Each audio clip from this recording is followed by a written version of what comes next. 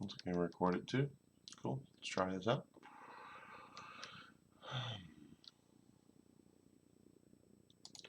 Going live. Going live right now. Going live. Going live. Going live. Waiting for the feedback from Facebook to tell me I'm live. Oh, looks like the feedback saying that we are in fact now live. Good morning. Actually, good afternoon. I'm a little slow this morning. Afternoon. My name is Tom, and we're going to draw today. We're going to draw some robots. I need to send out the links to this stream, and while I'm doing that, you can check out this drawing I did from a few years ago, probably 2013, 2014. 2014, it says on the bottom. This was an homage to one of my favorite characters from video games. It is Gordon Freeman from the Half-Life series. Yes, with a little modernized, kind of heavy metal kind of approach. This was my interpretation of that character in his hazardous environment suit. Yes. And he's got his trusty crowbar, and he's got some new kind of fangled M4 grenade launcher combo weapon. Because I think the guns are actually lacking in that game, but that's intentional because the game makes you want to use other kinds of methods of evading and defeating your enemies, including something called the gravity gun, where you're picking up boulders and barrels and launching them at people. So to make it a little more zany and different. Stream drawing robots today. So that is the inspiration for getting our juices going today. It's going to probably be some kind of human-ish looking robot we're going to draw today. Why robots? Why do you want to draw robots today? Because robots are a great subject matter to wrap a lesson about the skeleton, how joints work, and how twists and rotations work. If you can make a robot move, you can explain some human motion too. And I think a lot about, there's a book I had growing up called The Way Things Work, and they use a lot of drawings of woolly mammoths to to explain functions within mechanics, and of course a lot of robotic illustrations and things like that. So I need to write my sister an email letting her know where the stream's going to be at today. What else about this drawing? I mean, orange is just cool. I mean, I would be down with an orange car someday.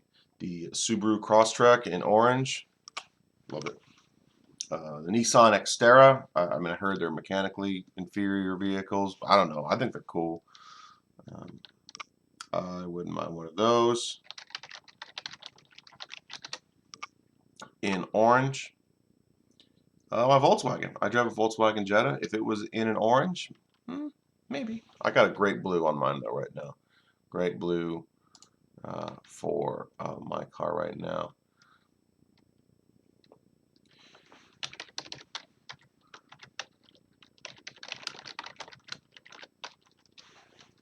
Let's see if this link works for people who don't have Facebook. It is a public video. I wonder if you need to be logged into Facebook just to see a public stream. I don't know. We're learning about all this stuff. We're learning if this works. I'm just sending stuff out into the internet and seeing what comes back. It's kind of like radar. It's like sending a bing, bing, and then waiting for the echo. Whatever comes back, I make you happy. Coffee today, Black Rifle Coffee Company. Delicious. A mix of the classic blend and the Just Black blend. Classic and Just Blend. Just Black. Cool. People are watching. Welcome, welcome, welcome. Glad y'all here. What up? Trying this Jimmy Jam out. Aight. We're going to draw Wacom pen, Wacom tablet. Let's go to a new document. 2000. Going to go with our newsprint gray background. It's gonna make us feel good. We're gonna salute the flag. Beautiful. Love America. I like other countries, but I love America. Love America. Let's go. We're gonna draw some robots, which is typically a Japanese kind of subject matter. They're pretty cool.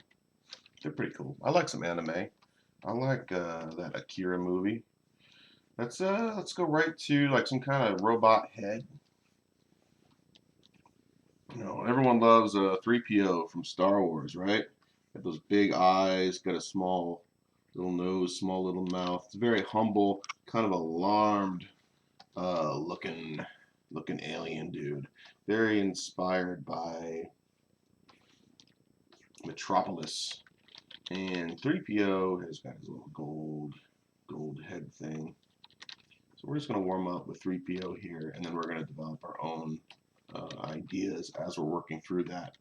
Let me know if the mic sounds good. One of the things I would like to figure out for my computer, maybe I need to buy software for this. I should hit up my friend Sven, who's got great streaming set up at home. He's professional. How do we get feedback back in your headphones when you're doing a mic chat, like a Discord conversation or YouTube or live Zoom meetings now? How do you get your own voice back into your headphones in like a radio broadcasting, audio music kind of way, like a if you got ideas on that, links, let me know. Software that you can buy. I'm not sure what it is. Hey, John, love you too, man. John's tuning in from another part of the world, ladies and gentlemen. Must be a different time there. That's pretty cool. And I hope you're all right where you is. Feel free to PM me or tell the world in this chat how y'all doing. How you doing over where you doing. Let's John, I have your backpack when you left it at our mutual friends. It is at my house in my possession, just so you know. John left backpack. John left his backpack. And we're going to give the backpack to 3PO. 3PO is going to be wearing John's backpack for the purposes of this demo. He's going to have his little shoulders out here, and he's going to be wearing an Adidas backpack. I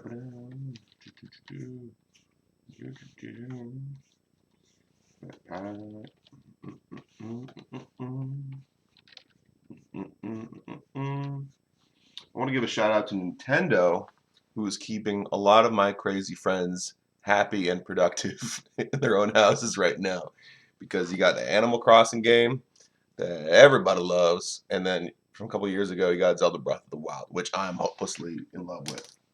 I play it for about like 2 to 3 hours at a time, just exploring nature and the universe and talking to people in the cities. It just feels like you're being social with cute characters from a Miyazaki movie, like Spirited Away or Howl's Moving Castle, Princess Mononoke. So now I don't remember exactly what 3PO looks like off the top of my head. So this is going to be an homage to 3PO. There's probably going to be a lot of interesting little details. Why not? We got the internet right here. Let's go find out what C3PO looks like. 3PO from Star Wars. If you don't know who 3PO is, I'm sorry. You had a poor childhood if you don't know about the universe's favorite protocol droid.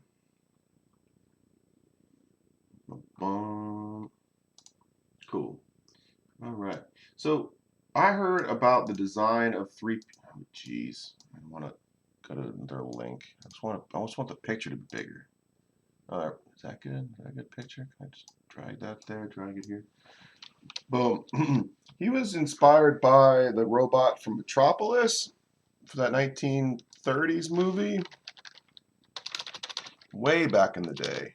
It's hard to watch today because it's silent film, but that was like the vision for this mechanical person was in that. And that's where that comes from. Fritz Lang's Metropolis. So very clearly you can see the correlation between the Fritz Lang robot from 1927 50 years later, 1977. Pretty cool. That's a neat homage. A lot of corresponding kind of designs there. There's the crown over the top of the head, and I think that's because that's also for assembly, that they have a front and a back. And they can have they have to have a seam somewhere because it's so narrow at the bottom. You can't like just put the whole helmet over the top of your head. It has to come in here and come in there. Pretty wild stuff. Fritz Lang, ladies and gentlemen. So this Gordon Freeman, the one free man. You need to go away. Go to bed, Gordon. We will lock you away in a time trap and bring you back when you're needed. Dude, what if like just Gordon Freeman showed up like Jesus all of a sudden right now? And like running around City 17 with an HEV suit on. It's gonna marathon man. Oh jeez, that could happen, dude. I was watching clips from the Stephen King series, The Stand last night. That looks like that was such a weird 80s miniseries. All right, so we're just gonna try to echo what's going on here. He doesn't have cheekbones. I was wrong, but he has no cheekbones at all. So quite almost androgynous a character. I thought the nose came out a little bit. Maybe it's like kind of pointy. It comes around.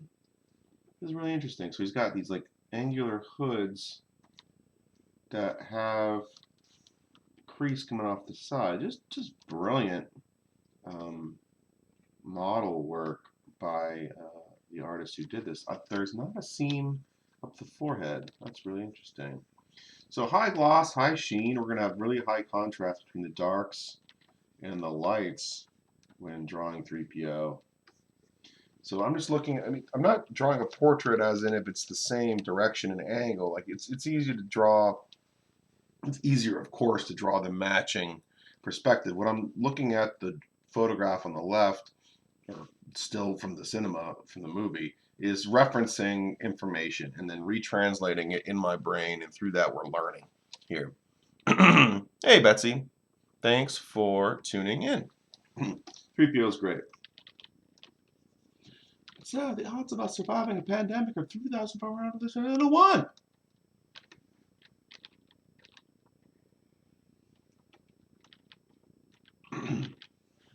.3PO never told me the odds. Do you think Lando shot first? It wasn't Lando, it was Han. Do you think Han shot first? Lando shot first. What if Lando shot first? Lando just shows up in the Mos Eisley Cantina and shoots Greedo on the side of the head. Hey, buddy. I got you covered. This guy's a creep bounty hunter. Need to take you out. Help my buddy Han. Dude, who knows? That'd be pretty cool. I'd like to see that scene revisited with the cast from the Solo Star Wars movie, the Han Solo movie. I liked it. I liked that just as much as I like Ben Affleck's Batman, which apparently isn't a popular opinion to have. But I thought it was pretty cool. I mean, Woody Harrelson's good. I liked him. I liked Woody Harrelson and the True Detective movie with TV show with Matthew McConaughey. Matthew McConaughey. You drive in a Lincoln today. If you're not cool. You can be so much cooler if you drive a Lincoln like me, Matthew McConaughey. I could have been Han Solo too, Matthew McConaughey. They overlooked me for that part. I could have brought some swagger and some smooth moves to that old cat, Matthew McConaughey. All right, I'm tearing up. I can't keep that impression. Oh, that's. Can you imagine? It'd be a totally different movie. Is there a Western with Matthew McConaughey in it? God, could you imagine if he showed up in the next season of The Mandalorian? He's got to be in season 3. They got to make him into something. Some kind of chill, like, spice trading, cool hand Luke smuggler kind of guy.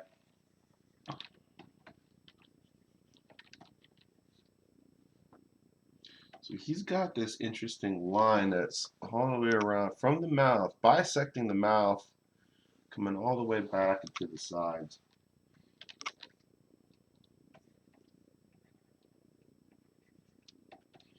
I had this dream one time that I imagined it was like before Star Wars Episode 8 came out, and I'm a big Star Trek fan too. Like I love the whole Next Generation series. I love the movies from the original series with Kirk and Spock and Bones. The original TV show is pretty darn campy and doesn't really hold up. There's a couple episodes that are cool, but it's just so campy. It's kind of hard to watch this day. The production value is so low. Deep Space Nine had some really cool elements. I probably should watch that whole series now that we're in quarantine. Voyager kind of lost me, but the Next Generation movies, loved all those. Card. I have not watched the CBS Captain Card yet. Let me know if you've seen it, if it's good or not, if you recommend it. That might be something to do right now because I love me some Sir Patrick Stewart. Anyway, I had this dream that the plot of Star Wars Episode 8 was going to be the rebels were like on the run and the Enterprise shows up. Like the Enterprise warps in from our galaxy, goes through a wormhole, and ends up in their galaxy, and is just starting to light stuff up, like just massacring everything the Empire's got. And the reason, I mean, even though the Death Star is supposed to be so much bigger than the Enterprise, but the technology in those universes is so different in the science fiction. I think I heard Neil deGrasse Tyson. There's a great YouTube video where someone asks him like who would win, uh, the Enterprise or like the Millennium Falcon, or was it a Star Destroyer? Yeah, Star Destroyer versus the Enterprise. And just for a little bit of a perspective on these two ships, we'll do like a spaceship airplane demo for sure one of these days because I love drawing me some military vehicles, like helicopters, airplanes, all that kind of stuff. So you got a Star Destroyer that's something like that. All right. Star Destroyer is like a long wedge-shaped ship, and it's got these like tiers. So the top tier is a little higher than the next tier. There's a whole bunch of guns, like battleship kind of guns, on the side. And these turbo lasers are like these big bad battleship guns. And there's supposedly like some kind of batch of like guns that are like in the middle section. They're like Oreo filling section. Then you got your ion engine down here. Then you got your hangar bay. Then you got an entire complement of TIE fighters and TIE bombers. And in the later movies, the interceptors, which are the faster, like angular looking quad gun looking doodads. And the TIE fighters got like they got the dual lasers. Then the bombers got the whole bomber thing. They drop the bombs out the bottom. Maybe they're blue bombs. And the bombs go blow up. The idea of bombing in space is so weird to me. Like you guys got like all kinds of super propulsion. Like we're not dropping free bombs anymore. It's like 21st century, and the Air Force has guided everything these days, like missiles, fins, all kinds of stuff. Like just free dropping bombs. Hey, it's my cousin Jeanette Sweeney. Thanks for tuning in. Or she's commenting on an older post. All right, thanks. Maybe you'll watch this today too. Thank you. Cheers to my cousins and family. Yeah. Star Wars, like episode 8, where they're like got bombers going after. It doesn't make any sense. The B-wing was supposed to be like the ultimate badass aircraft of the Republic because it had like this cockpit on the top, and it had this wing to the bomb bay, and the engines which were in the middle, and it had another whole wing that went down with some like weapons on the bottom of it and more missile launchers and stuff, and it had just an enormous payload, like a squadron of B-wings. That's from the side, from the front, looked something like there's like wings that come off the side, and then a long tail, and a whole weapons pod down at the bottom, laser beams, cockpits up here with some more laser beam things up there, and then there was going to be some like torpedo tubes and like all kinds of business, some like air breathing intakes when it's on planet side. B-wing, like a squadron of B-wings was supposed to be able to take out a Star Destroyer no problem.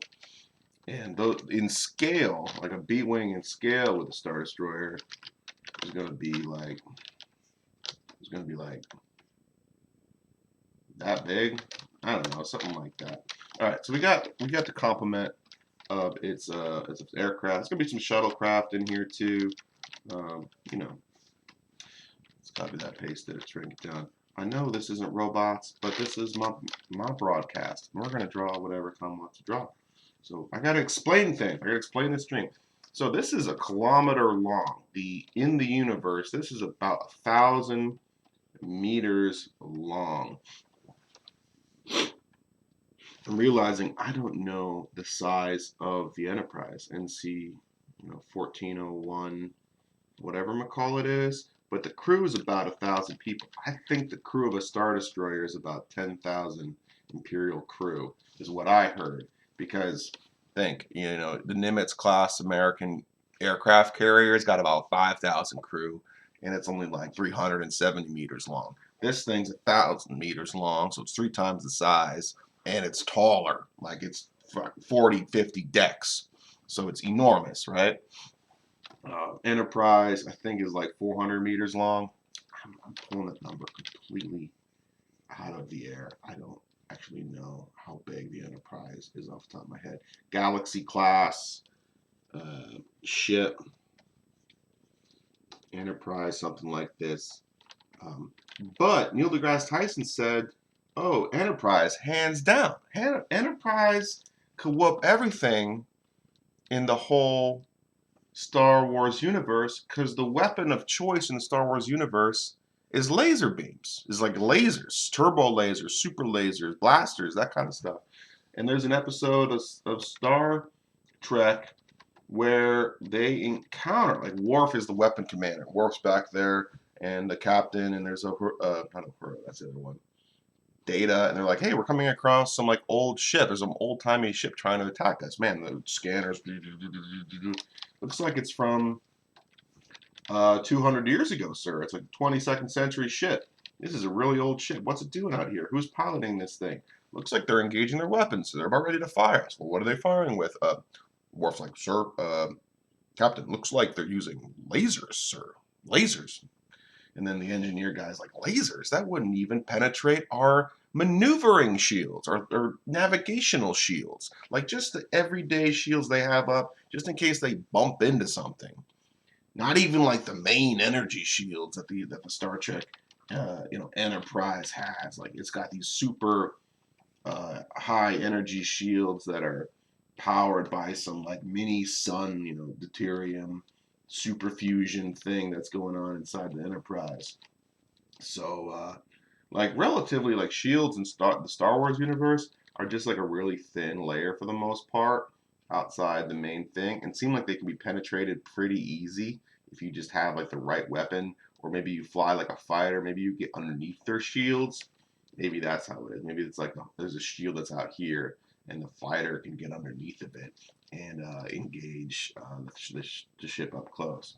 I don't know how it works, but Neil deGrasse Tyson, greatest educational scientist on the planet right now, is like, yeah, the Empire can't even shoot through the Enterprise's shields.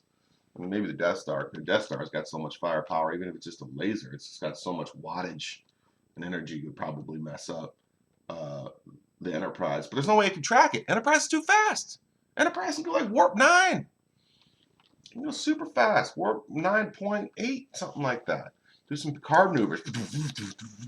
Teleporting through time and space, and then launching photon torpedo tubes, lighting it up. Got tachyon beams, got tractor beams, got all kinds of lasers, phasers, disruptors, you name it, man. But even like the Enterprise isn't like the strongest thing in the galaxy when it comes to Star Trek universe. You got the Borg ship. Borg ship's really strong. Borg ship versus the entire fleet that Palpatine made. Borg ship wins. Borg ship crushes everything, even with those ships with the crazy laser beams, because Borg's got it too. Borg's got that in spades. And then Borg is going to, send a boarding party on board one of those Palpatine ships and just take over that ship, and then take over the next one, then take over the next one, take over the next one. Dude, Borg versus the Empire. I'd watch that movie. So I had this dream where the Enterprise showed up and saved Luke and Leia and Han and everybody. It's like, cheers from Earth, y'all. All right, robots. What's up, dog? It's 3PO. What are you jabbering about today? What's up? He always has this alarmed look on his face, right?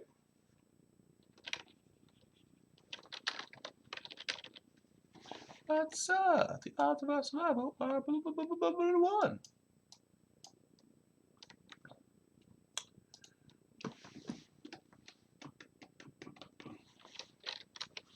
That was a pretty good warm up. Just getting thinking about joints now too. So he's got some kind of angle axis down here that his head can rotate up and down off of. And this spindle is going to go through the crux of the neck. Boop-a-doo.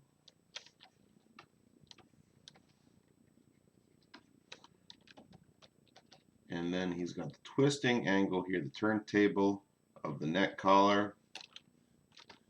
Something like that. Do. And I don't know what that bit is. And it looks like there's these little piston things that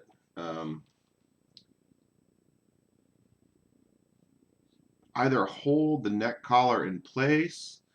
I think they look a little, they remind me of control arms from the top of a helicopter that are pushing the swash plate of a rotor blade a little bit. So there's a good picture of it.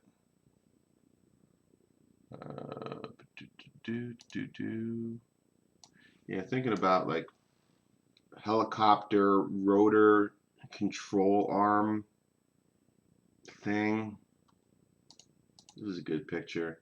Yeah, that's what that little bit reminds me of. It's hard. I know it's going to be hard to see through the stream, but a helicopter's got these different control arms that are pushing up and down on a plate. That as the plate's spinning, the arms are telling through a series of levers like what angle the propeller blades or rotor blades are going to be at. So if they're flat, it just hovers, and if they turn them a certain way, it'll go up, or turn another way, it'll go down, type of thing. So that's kind of what these little pistons that might control the rate or angle of rotation of 3PO's neck. Not really sure, but it's still cool. Still cool. And then he's got joint there, joint here, and arm comes off, right? Like that. So that's all get us started. Nice little talk about Star Wars and 3PO. Now we're going to be drawing our own doodad. Let's go to new layer. Fill in. It's called the old layer 3PO, Star Wars, Star Trek, TNG. Okay, stuff is a layer above that. We have our new newsprint background layer. And then we're going to do Robo on top of that. Roby? Roby's cool. Roby's a cute name. Sometimes typos work in our favor.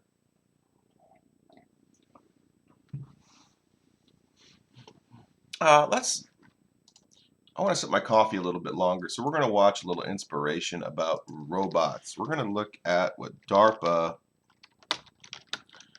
robot kind of video stuff. Now let's go to YouTube. This is a fake video. Robot makes soldiers obsolete. That's animated. Boston Dynamics stuff. I would like something that looks more realistic.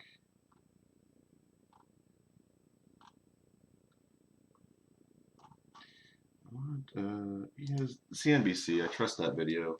more than I would trust some of the other ones that are remixed and re-edited. It's good to try to find a watch from the source. Hey, Art of Craftsmanship subscribed to my YouTube. This is I'm starting to broadcast on YouTube on a channel called Turbo Symonds, so I can keep my personal videos separate from my art videos. All right, we're watching this video of a humanoid kind of robot jumping up stairs. This is pretty cool.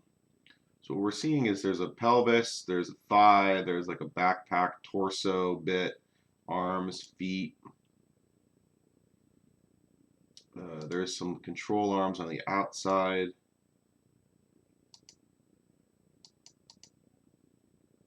You have clear anatomy like forearm, some kind of hand. It looks like the hand is just a mitten, so it can fall on its hand and catch itself. It's almost like a foot, really. Absolutely wild. There's a sensor package up top. I imagine that's a spinning laser scanner. And LiDAR, if you've ever heard of that, laser radar kind of thing.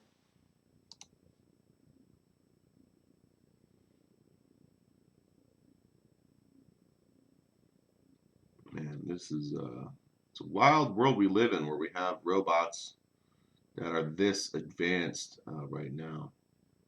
Man, it'd be so cool to work for these guys. Guess it looks like carbon fiber exosuits. Backflip.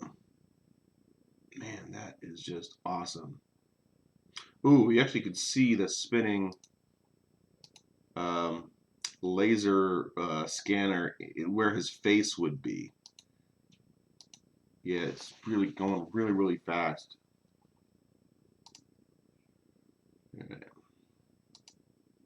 So it's a little weird to look at because it's more gorilla in proportions. It's got this big wide torso and short legs and kind of short arms.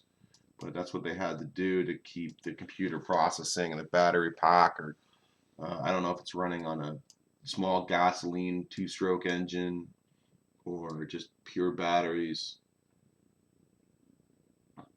Anyway, so we kind of preloaded our brain with what that looked like a little bit.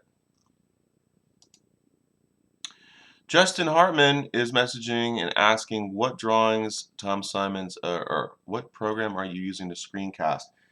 I'm using OBS, Open Broadcast Studio. It was free and recommended by Facebook and Google as one of the free open source streamings. And I'll try to show you what that looks like. Sorry, it's noisy. It is this software here, Open OBS 2.5, and I have a little mic, like audio monitor, and the streaming controls, and you have to set up a stream key that you get from Facebook or YouTube.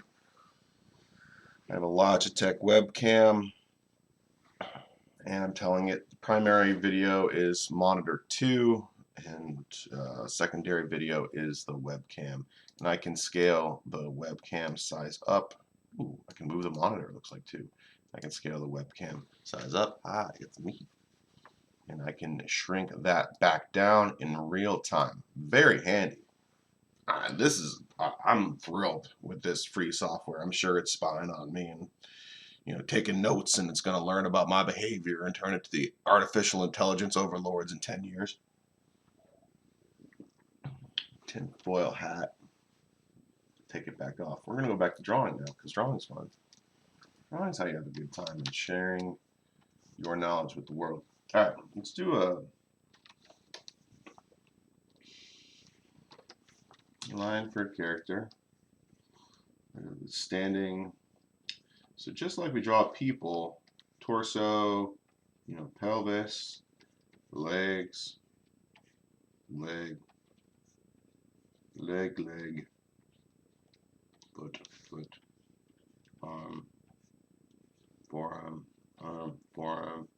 Mass conceptions. Loosely plan out anatomy of the figure.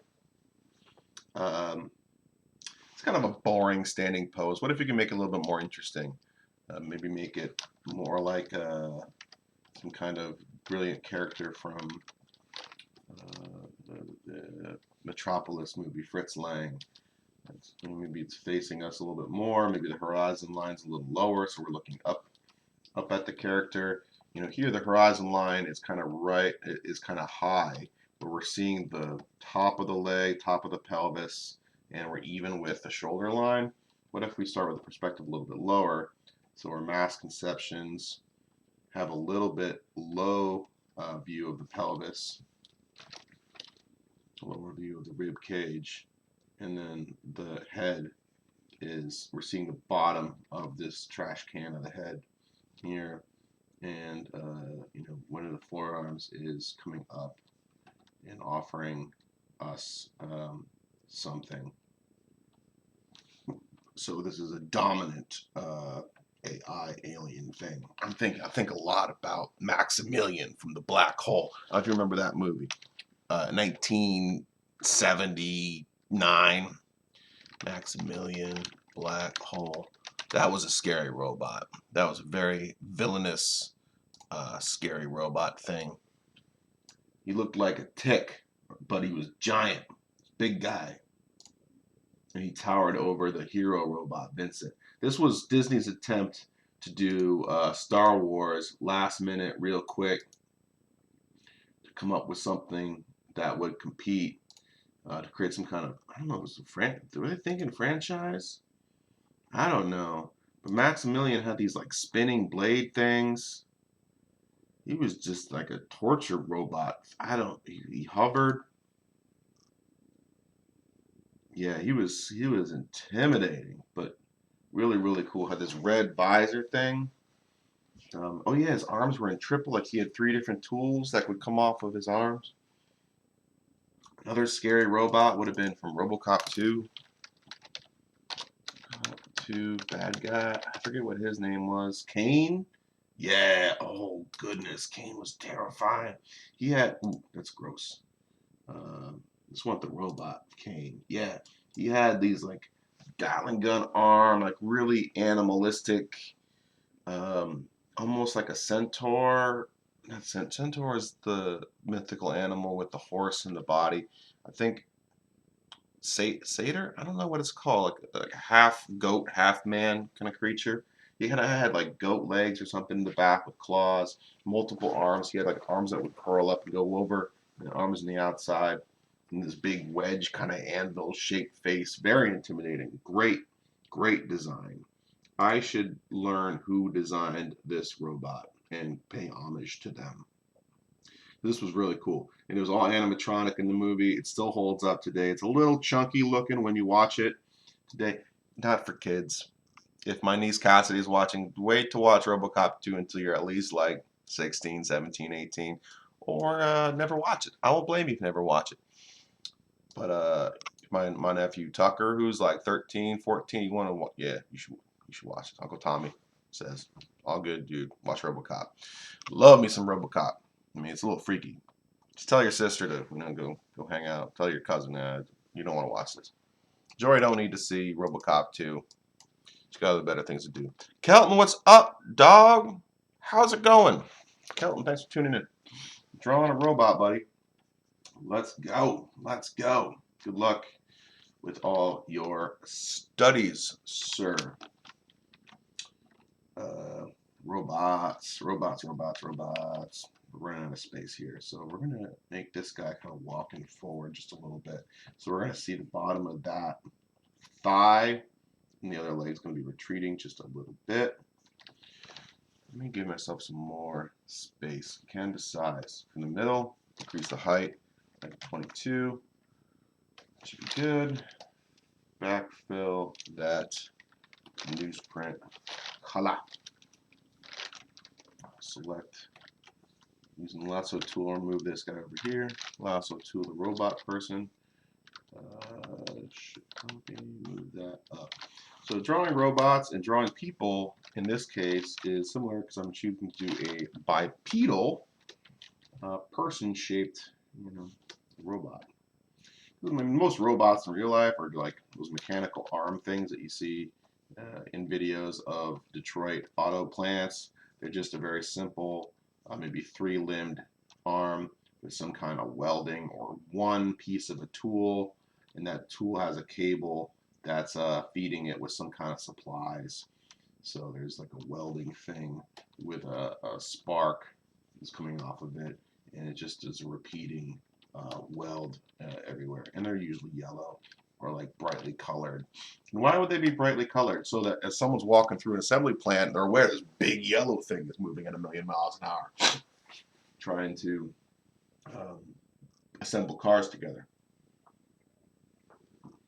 So that's kind of typical what robots in the real world look like right now, 21st century, early 21st century. You don't quite have C3POs running around yet.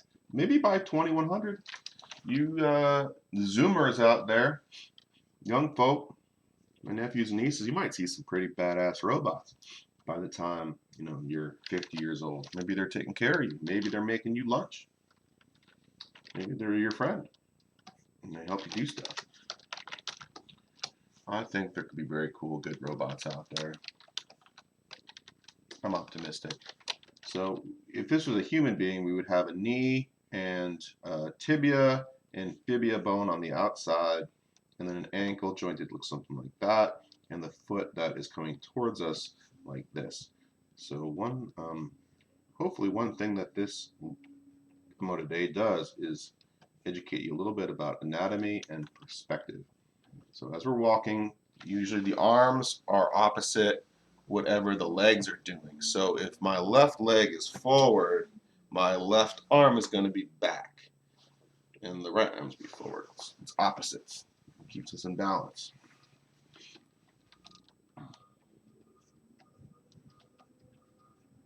Also thinking about this robot character from Doom. There's some kind of overseer type guy whose physical body expired, so he transferred his consciousness to an AI, artificial intelligence. And sorry, the recycling truck's coming through outside. We're going to hear some noise here for a bit. Thank you, recycling people who are working to keep us all clean. So we're thinking about all the joints, like human beings have these amazing universal joints. So like I have a shoulder that has 3 light points of contact. Your clavicle comes in the front and top, and then you have in the back your scapula, shoulder blade comes from behind and grabs the shoulder from behind, and then you have muscles that are over the top, around the front, around the back that are able to move it in this 360-degree kind of angle thing. Doing a universal joint in robotics like that is really complicated when it comes to today's technology.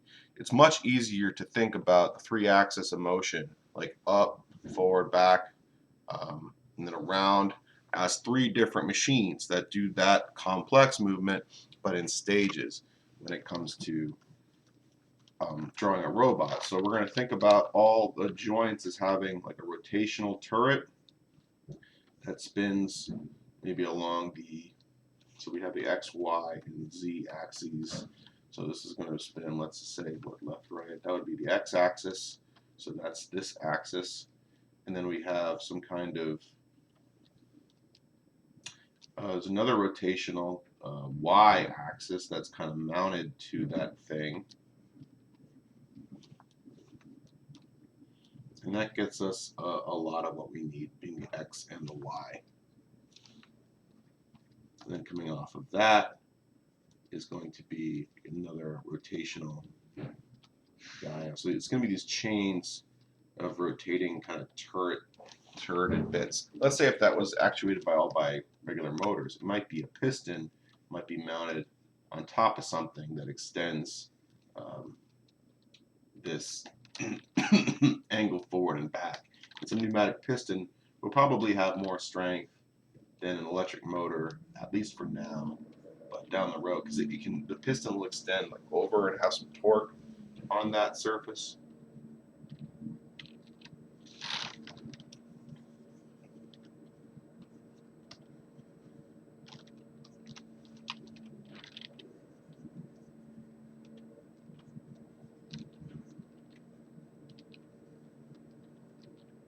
Same thing.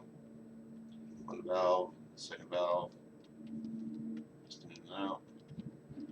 Bounce onto this, bounce onto that.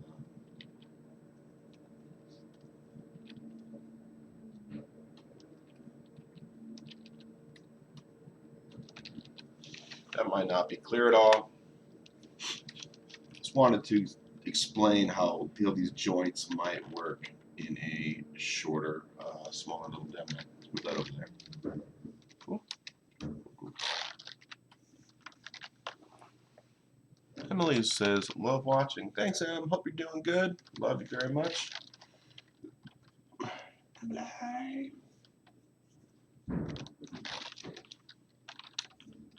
Robot person. So we're going to be approximating the muscle groups and replacing them with pistons. So piston, just for reference on the, let's find an area to draw. A piston is a shaft that can be extended using pneumatic or explosive pressure. So we have a big cylinder area, and then we have the kind of end bit that ties into something else. And this area would be chrome, some kind of smooth, non-corrosive, non-rusting metallic. And then we have the big piston chamber, which is going to be your tough steel, something like that. And then the end is what it links onto. Probably at the bottom is going to be some kind of joint. There's going to be a joint on both sides of this piston. Going to be a joint down here that bolts into whatever bottom shape, and then there's going to be a joint up here that bolts into whatever object you're extending. And there is going to be a valve at the top and a valve at the bottom. You're going to have pressure, either air or fluid pressure. It's probably oil, like oil that kind of comes in there and there. And then inside of this chamber is the piston head. That's a valve of itself. It's sealed with the inside of the tube. So the inside of the tube is like this for X-ray visioning through the piston device. So if we want this piston to go out that way, we send fluid into the bottom chamber, and that will fill that area up. That will fill that area up, and then extend this thing upward. So that when that fills, the piston goes up like that. And then if you want it to go the other way,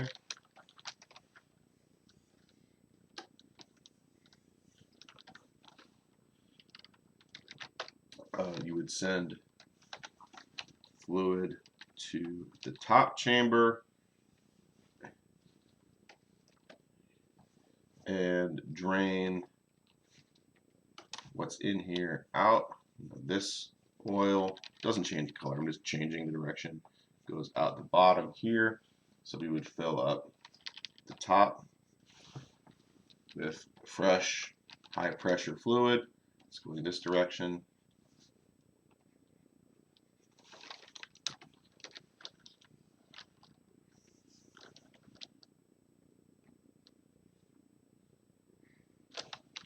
And then that would send that down this way. Send it back down in the lower direction.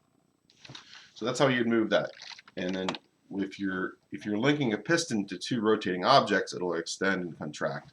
To see this in work, you can look at a construction digger, one of those big steam shovel type things, excavators, seeing how they work. They have these big control arms with very obvious pistons on them. Let's go excavator machine thing.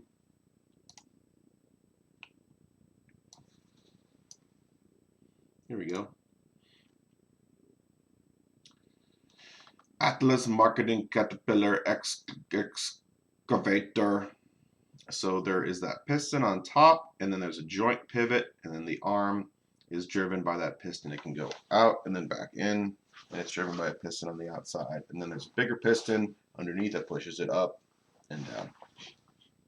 So we tend to use those for the big heavy lifting elements of our robot stuff. Very obvious. Piston in front where the scoop is, bigger pistons in the back where it's lifting the arm up and down. Construction equipment, so cool, so fascinating. Move all this junk over. So why did I do a piston demo? Because I'm going to have the bigger muscle groups be pistons on this character. We're going to be using pistons to analog, is that right? Analog for muscles. We got the pecs in the middle. The pectoralis muscle is going to be linking into the front of the arms. And then the bicep is going to be a piston linking down to the forearm. There's going to be some kind of framework holding on to it. And the back is going to be a piston linking to the back of the arm. So you have pistons here. And it's just racks and racks and racks of pistons. The sternomastoids, which connects the neck to the center line of the body, is going to be 2 pistons here. So it can, this muscle can extend and contract as it locks onto the bottom of the head.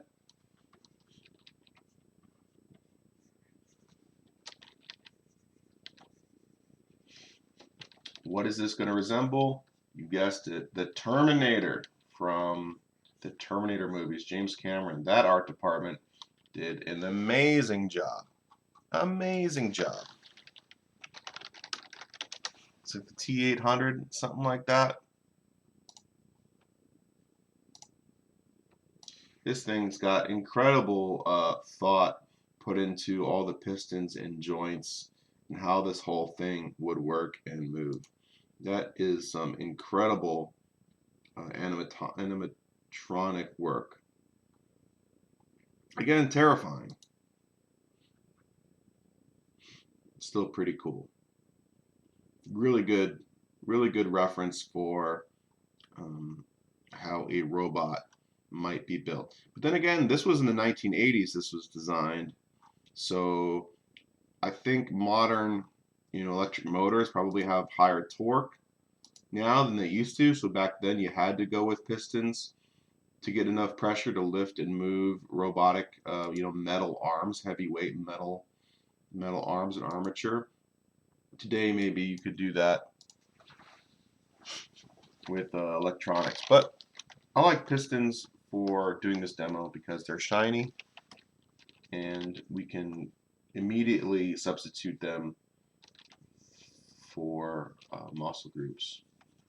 We're going to do a little digital LED interface for the face, because that would be just like very straightforward to draw a little digital 8-bit pixely face on this guy. Getting into the musculature of the face is going to be too complicated, too small for the sake of this drawing.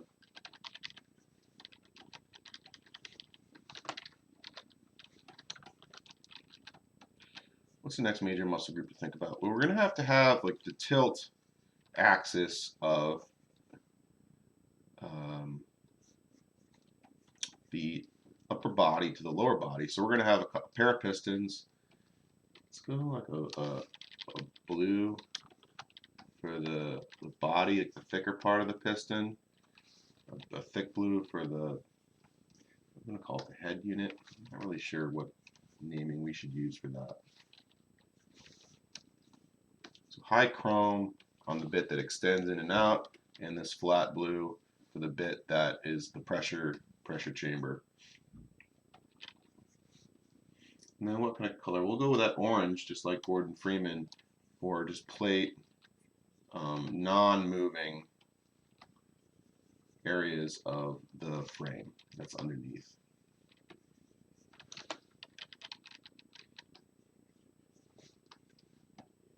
So you probably have some universal access joint of some kind. Don't worry, I don't think I have the COVID. I've just had a cough forever. I had pneumonia last summer. Yeah, June of 2019, and I had a cough ever since. Ever since I've had a little bit of a cough, so don't worry about me. Don't cry for me, Argentina. My cough is older than you are. I've had it always, my whole existence. I keep on coughing, it's so annoying. Everybody thinks I have the COVID, but I don't, I swear, I'm just hacking bits of lung tissue from when I had pneumonia last summer. Got it from a fish concert.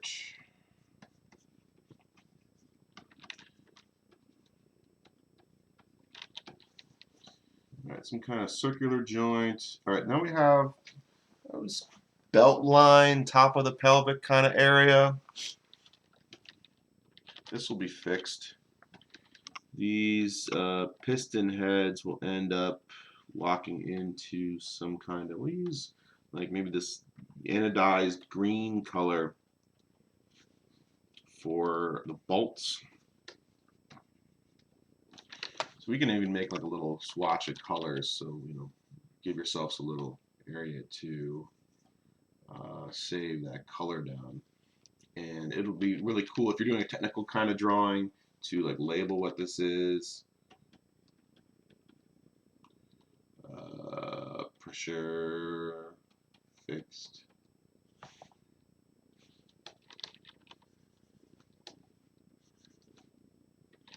Bolt. Something like that.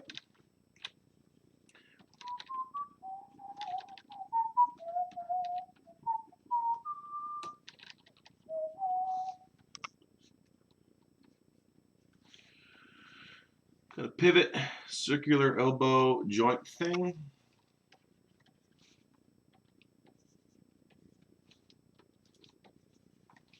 Using the color picker to grab whatever that is.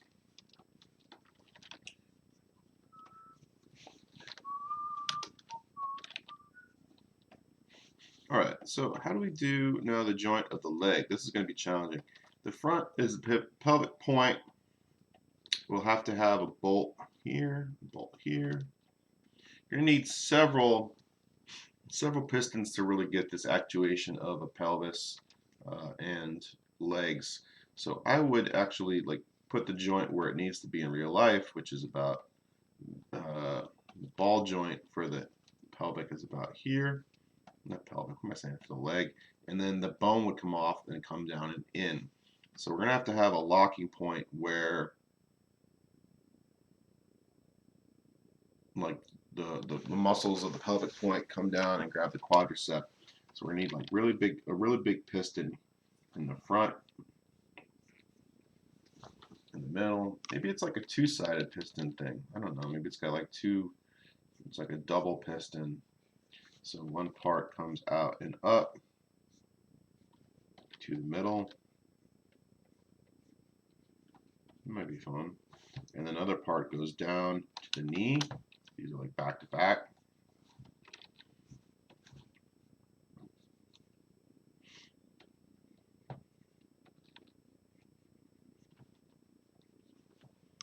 Figure out what part of the knee that has to go to later.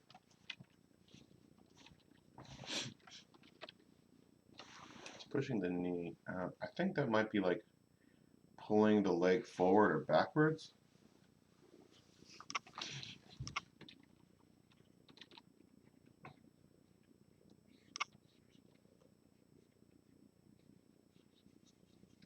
Yeah. So you don't have a lot of muscles on the front of your leg. It's just you can feel down the front of the lower part of your leg. It's just all bone. It's that tibia bone right in the front. So the heavy lifting is done by the calves in the back. So we're not going to see those pistons. They're going to be kind of hidden in the back. Because if we were to do this leg from the side, let's see, that's the structure underneath. There's the joint. There's the ankle. What we would really have is, piston up top that locks in and drives the knee, either going in and out. meets bracket like this. So that joint pin kind of comes through here.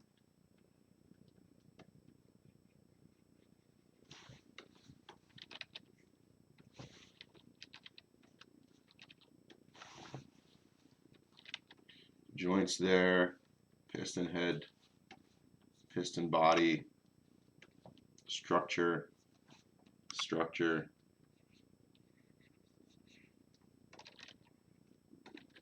So this is the main joint, and then this is the actuating part of the piston. It is going to be pushing this thing out and in. And this guy has a moment control arm.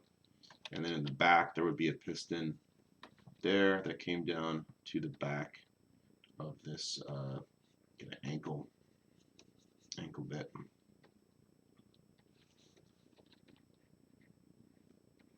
And that would drive the foot. And then some kind of probably piston on top of the foot to drive the toe pad. That's what I think, at least.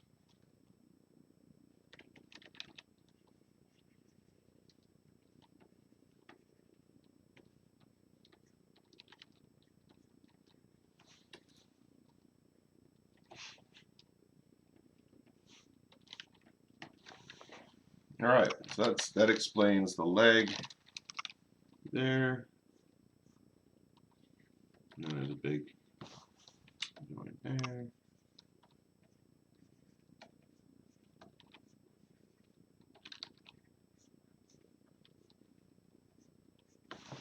That might be interesting, stacking quadricep. So the top piston goes to the pelvic area. Do that. Do something like that. Need more space. Let's increase the canvas size here. You know what? Let's not do that. Let's just divide. Let's get some stuff out of the way. We don't need this guy anymore. Get rid of him. Let's save our file. We're making really good progress here. It'd be a shame to lose it.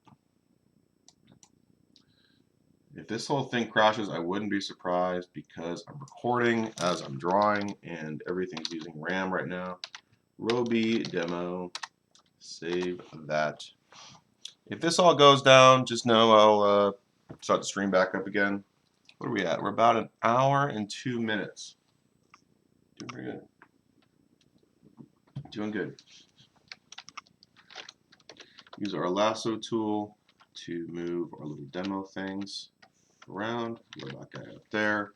Access guy is good. Let's move our piston demonstration over to the left. XYZ axis rotation. Move that here.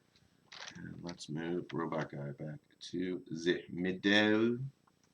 Back to the middle.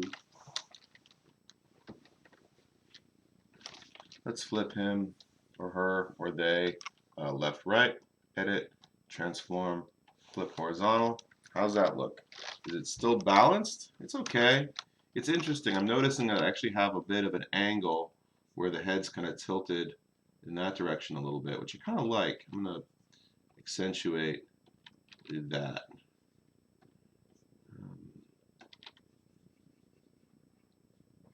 It's like the traveling philosopher robot character.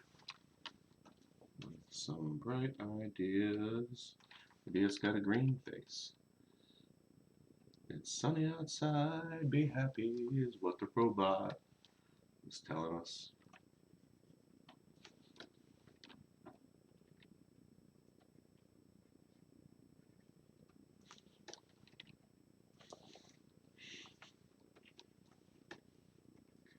There's going to be some hoses and pipes and stuff.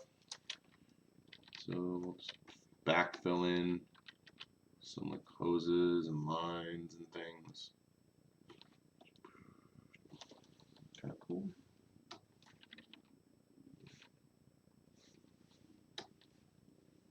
So you can use hoses to get the rest of that silhouette that might make it look more human. You have the skeletal structure in the middle. You have the little pistons and different things.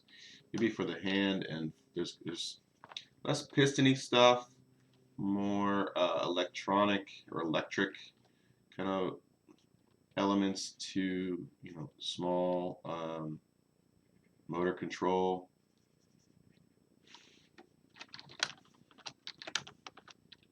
For the hand here. So generally the palm can have some kind of joint. What did we say our joint color? Green. Wrist, there's going to be some turret for rotating that wrist around. So the cylindrical element there. And then thumb. This is all going to be very complicated robotically, like mechanically, what's going on with the individual fingers. So I'm going to leave like the palm of the hand is going to be the solid green for now, and then each finger is going to be orange. Probably have some pads, like rubberized padding on one side. Oh, purple pads.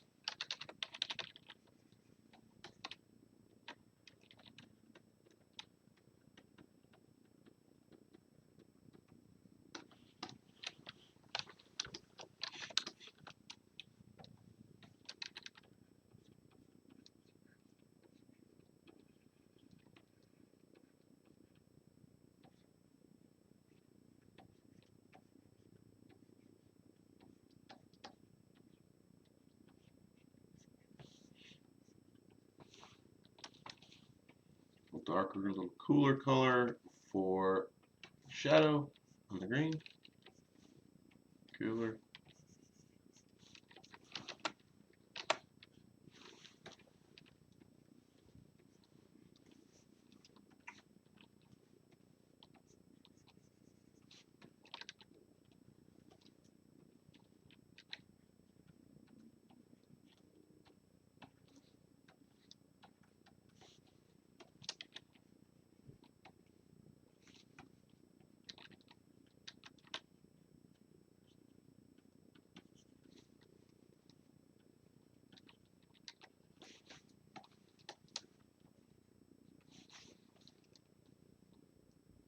He's whistling a tune. Always look on the bright side of life.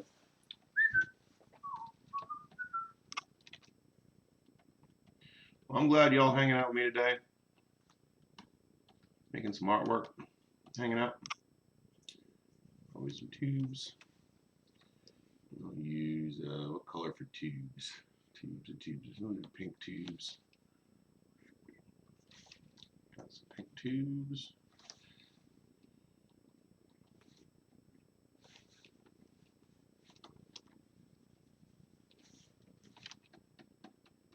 Tubes.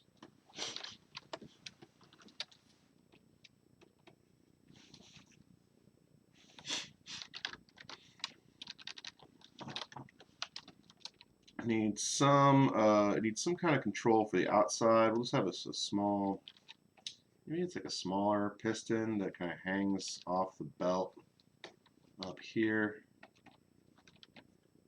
that actuates the outside of the leg. It extends the leg away. Abduction, adduction, abduction goes away, adduction comes in. So these would be the leg abductor muscle group thing.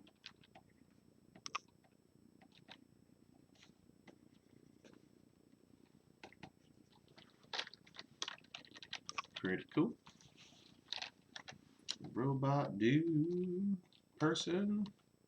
Maybe it's a lady. Maybe it's a robot lady. Noticing these proportions with the line of the hips is making it more feminine, which is cool. I'm cool with that.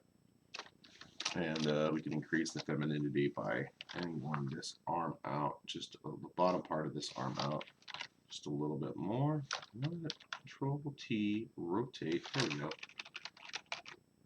Bump. Bump. Cool. Then we'll correct that joint, because the joint's still the same, just going to be angled differently.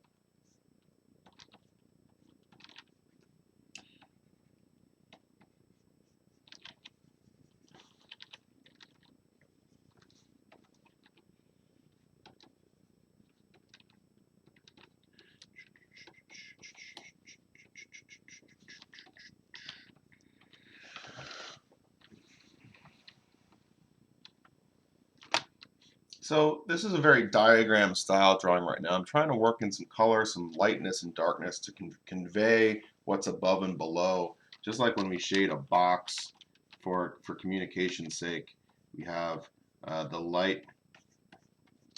lightest part be on top, a medium color part on the side that faces us the most, and then a dark colored part on the area that's receding away, the lesser or the less dominant side of that box. I'm going to be doing the same kind of treatment with this robot so that we have a very clear description of volume. Sometimes it's nice to put a little highlight on the edge to really emphasize what's going on. You know, dark lines on the outside, and then light lines on the inside. That's one way to convey what the shape is. You can use the eraser to clean it up. All right, like that. Lasso select that, shrink it down, move it out of the way. See, actually, I made the top darker than it needed to be. You need the top to be the lightest. Yeah, that's what I wanted. That's more clear.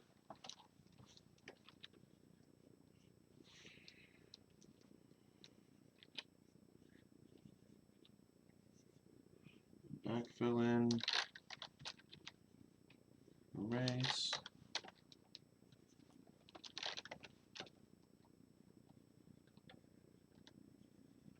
Backfill in. Very cool. So we got this thing planned out pretty well. Let's turn it into some kind of illustration that we like. We're going to copy this whole guy, character. I'm going to copy, Control C, new layer, Control V. So this layer underneath, we're going to call row B development. And the top layer is going to be row B illustration. Create a layer in between, and let's do a new background. Let's do something kind of cool, some kind of lab thing. So we got Roby as a character here. Let's shrink her down a little bit. I'm gonna gender her. I'm gonna make her a her. Roby is now that size, and let's quickly airbrush in some kind of environment. I think the horizon line we talked about earlier is going to be lower. Let's play with purple, because that could be fun. Purple down there, a little too purple. Let's desaturate that a little bit. The dark area where the horizon is going to be, let's line it up with the knees. I think that's going to be fun. Like a dark horizon down there, and maybe we have some kind of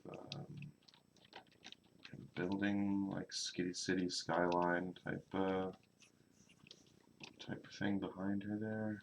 Some kind of metropolis, because this is maybe it's an ode to Fritz Lang's Metropolis show. We'll just go to 30%. Like this like teal blue over the purple is kind of fun. It's random, but a little bit fun. Just silhouettes. Let's go 40%, 60%. 60%, picking that light pink color and then like highlighting it with this blue. Maybe some buildings back there. Philadelphia, maybe it's the city of Philadelphia. Got that wedged blade shaped building that has a look to it. And then we're going to have some sunshine. It's going to be a little warmer. Let's go 30% up on the right.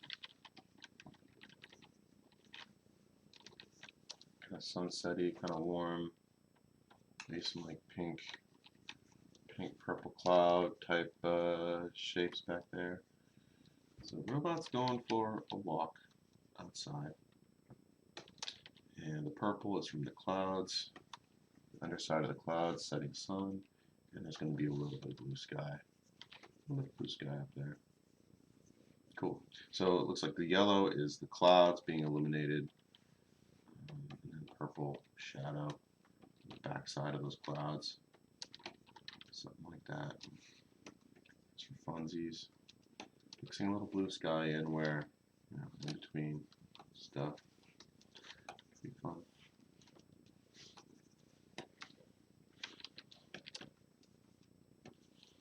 That blue sky is going to get more desaturated as it gets lower.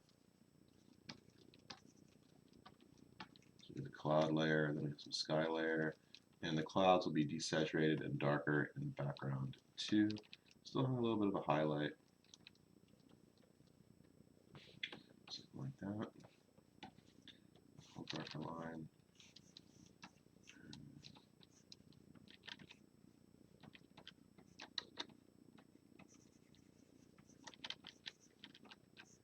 That's fun. And what's the ground? So there's going to be some of the sky colors going to be bouncing off the ground. So we're going to warm up the foreground just a little bit. Not too bright. Just darken it back. Darker. Purple and yellow bounce off each other really well. So that's fun. Little darkness for Ruby there. Shadow. Cool. Maybe she's on some kind of sidewalk.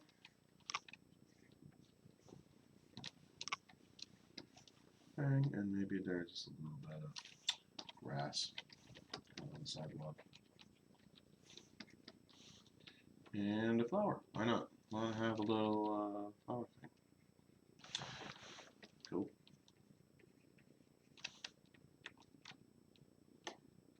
Yeah, black-eyed Susan. Something like that.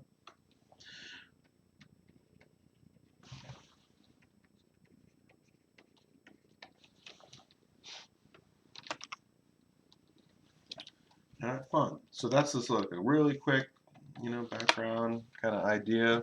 Goes in line with the color of this character. So then we're gonna paint back into the Robbie layer. Save it again. What's going on? Sven commented. What's up, Sven? I like the little references on the side. Thanks, Sven. Sven says this makes me want to draw, but it's going to set him up for failure. Nah, you're not going to fail. You're going to win. Because drawing at all is winning. It's winning. Creating is adding to the existence of life and experiences. Let's make those notes a little happier.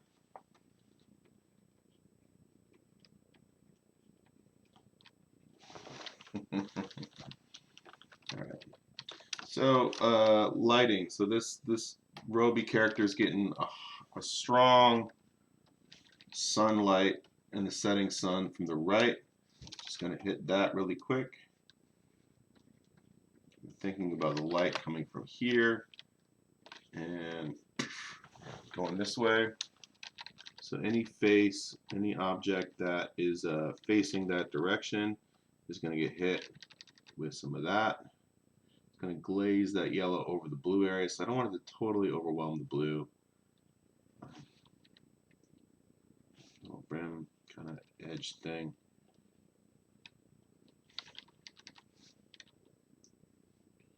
Just lightly. Because this pen is pressure sensitive, so the harder I press, the more opaque it is. The less I press, the lighter I draw, the less opaque it is, or more transparent. And that's the setting of the brush too. I can have brushes that are just constant thickness, like this brush is just a constant thickness, constant pressure, or I can have my airbrush that the lighter I press or the harder I press, the thicker or thinner it goes. That has a soft edge, and the pen I mostly use for drawing is pressure sensitive, but the harder I press it goes thicker, and the lighter I press it goes thinner, but the edges are always going to be hard. I mostly use that one. Let's delete all of these. I have a Bic drawing pen that has a little bit of transparency and thinness. The lighter I draw, the more transparent and thinner the line, and the harder I mark, the thicker and more opaque the line is. That to me feels kind of like drawing with the cheapest ballpoint pen you can get, and that's what I end up doing a lot of my drawing with. Yeah, one of these cheapo Bic round stick pens, and this is all you need for a sketchbook, really. I like drawing with Bic pen. because it doesn't smear so much all over your hand as you're drawing as with pencil. But you still can get some kind of gradation with it.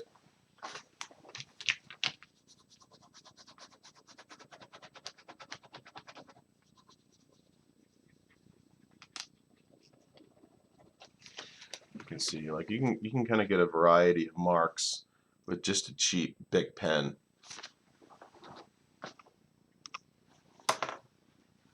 Picked that up from Jay Gillen, college roommate, mentor, upperclassman guy, very talented artist, works at Big Huge Games. He was always drawing with a Bic pen in his sketchbook. He's like, "Hey, use pencil, dude?" He's like, "Nah, Bic pen. That's what you have." It's good to practice with what you're going to be using most often, right? What you're going to have most handy. You know how to draw with a Bic pen. You can draw anywhere and on anything. Your napkins. Not to say not to draw with your fancy stuff. It's good to get your Prismacolor out every once in a while. Sure, get your Prismacolor out.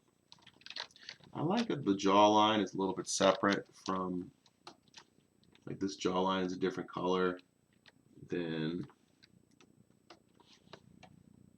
the rest of the head.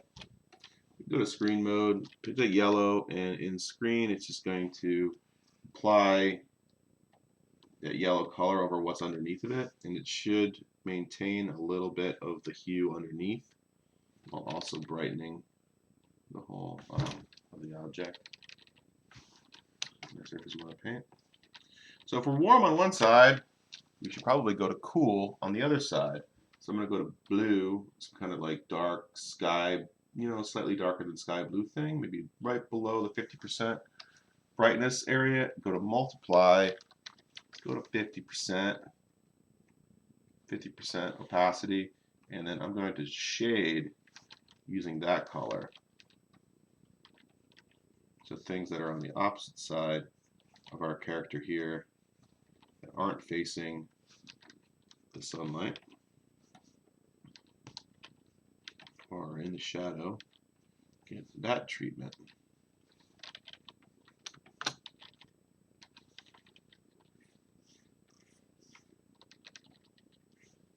Shadow.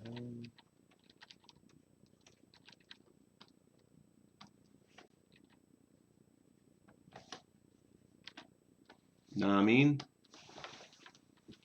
So that's quickly, we have our light side and our dark side to this robot character. As I'm looking at the stream, I'm realizing it's pretty low contrast compared to the background. So I might do some things in the background to punch up the contrast with that. So for one, if it's shadowed on the left side, I might grab the background and lighten it up just a little bit. Just lighten the background there, like painting in some light blue. And then if it's bright on the right, I might take that purple and darken it where the light side is hitting it. Let's turn the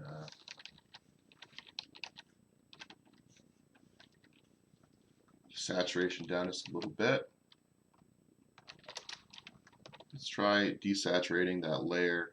Holding Control U opens up the hue saturation dialog. Saturation down there just by like 20%. That feels a little better. Standing out more. Let's grab our Roby character and increase the contrast and the brightness. Brightness and contrast is a really good tool. Let's go find that. I think it's adjustments, brightness, contrast at the top. What if you turn the contrast up just like 20%, 28%, and the brightness up 21%? Yeah, that's starting to pop out. It's starting to pop out a little better. Cool. Sven asks, what's a good sketching exercise I can do at home? Well, drawing from life is the best. And Sven, you have the coolest house with all kinds of cool things to draw in there. You got animals, you got objects, you got your partner, you got your dogs. I would just get your sketchbook and find an object and just start drawing it as you see it too. Make sure, set up some cups, put a plant out, get your little bird Wheatley, put him on something and you start doodling him, and work really quick first. So just gesture drawings of that.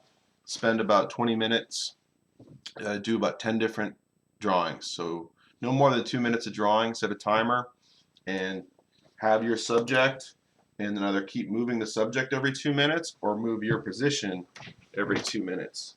And you can ask your partner, she's done all that in art school. Gesture drawings. I think that's a good way to start. 20 minutes, set a timer. Every 2 minutes, change your position or change what you're drawing, and just get a really quick workup of what that is. That gets the juices flowing.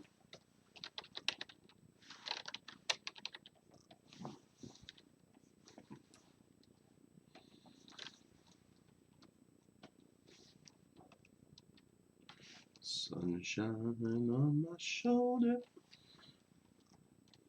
makes a Roby happy.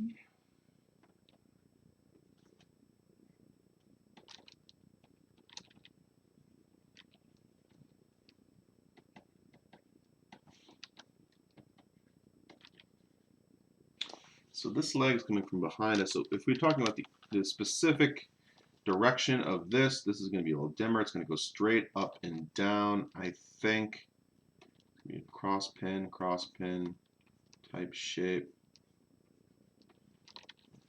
And then the top of this cylinder cap would be flat, and the piston go in, and then that would come down, probably flat with the viewer, darker piston underneath, and this leg is coming towards us, so it's going to be rounded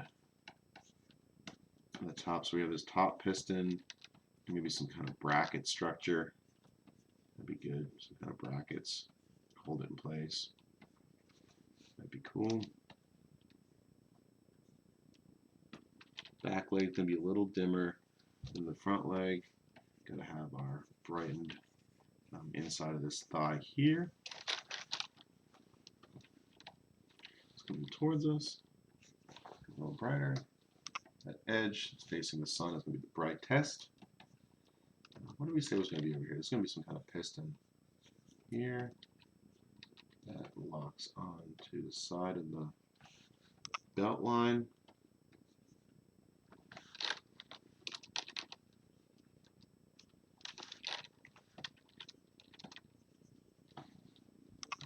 Boom. Bracket's coming out to here.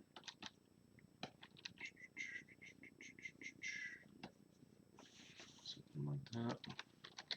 Erase some negative space. But this piston's going to be highly reflective, so that's going to be quite bright. Something like that.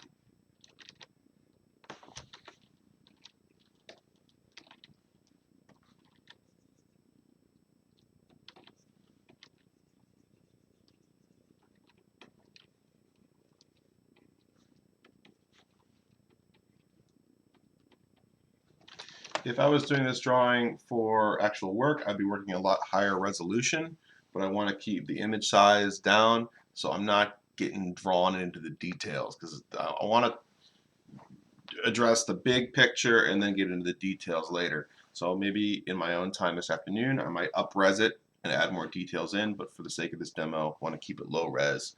And if I start zooming in and it starts getting pixely, like right here, I know that's way too close. That's not going to read in the final image. I need to be out here looking at it for the most part. Cool. Cool. Sven's got some good questions. Do you use specific custom brushes, or are you working with the defaults? Yeah, earlier in the stream, I went through the brushes I use, and I actually did make those. They're not the default brushes that come with Photoshop, but making them is pretty easy. That's something I can do in another broadcast. Basically, you make a couple marks and then hit F5 for your brush settings, and you can create a new brush based on whatever you've kind of authored with the mark. Totally different demo. We'll do that maybe tomorrow. We'll wrap it up. How I made the Tom brush, the brush I use for most stuff. It's pretty straightforward, pretty quick. And you can take any brush that's already existing in Photoshop and go to the brush settings and change some of the properties of it, be it the size, whether it's jittering and has randomness, angle. Again, I can get into the weeds. It's gonna take I could spend 20-30 minutes talking about that. But I want to get this thing wrapped up. We're at what, 100 and something minutes? 90 minutes, an hour 30 minutes right now. I want to get this guy wrapped up. So what we're going to do is make some final decisions about the silhouette.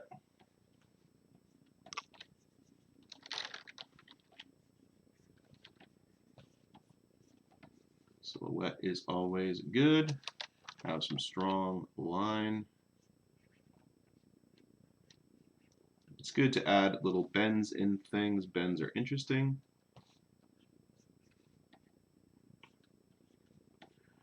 Time to make strong marks. To add a little bit of more interesting shapes to make the silhouette more interesting. So we're going in and out with our shapes, narrow to big. This would all be in shadow, I think, on this side of the body. So going to darken those up just a little bit. It's also further away. This forearm is closer, so I want this to be the brighter side. It feels cool. Just a little like bright highlight green there. Pretty neat. Some kind of rotational turret disc, and then there's going to be an angle, a circle for the pivot point of the wrist there. Something like that. That could be good. That's the joint there. Cool. Obvious joint there. So the hands on the outside and the forearms on the inside. Something like that. Seems cool.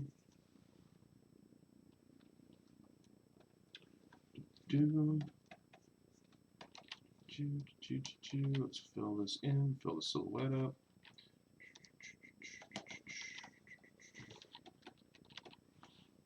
What's your favorite movie involving a robot?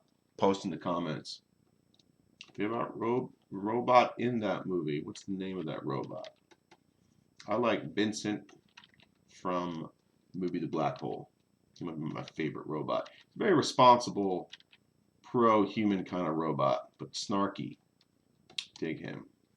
He floats around. He's got some big expressive eyes. He's like a little trash can. His head can come up and down in like an armored mode where he's like hunkered in and extends out, kind of turtling. Vincent from Disney's The Black Hole.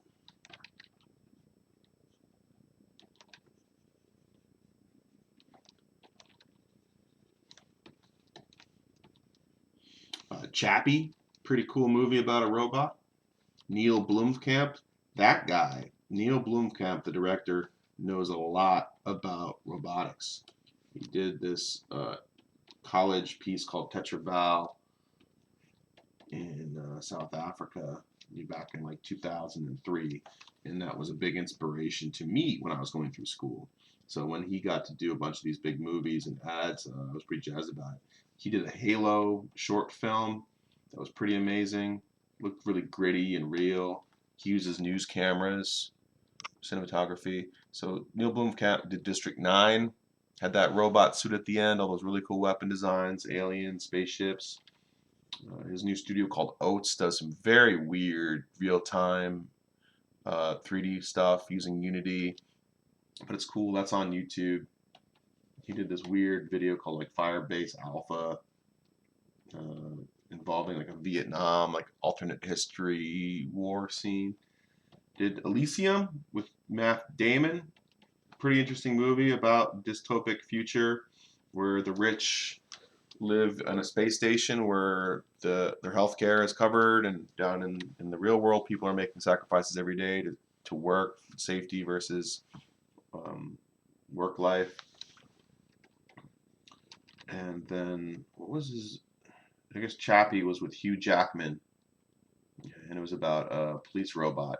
Now Chappie is very similar to his college work, Tetra Val, about this robot made for police work in high threat areas of South Africa.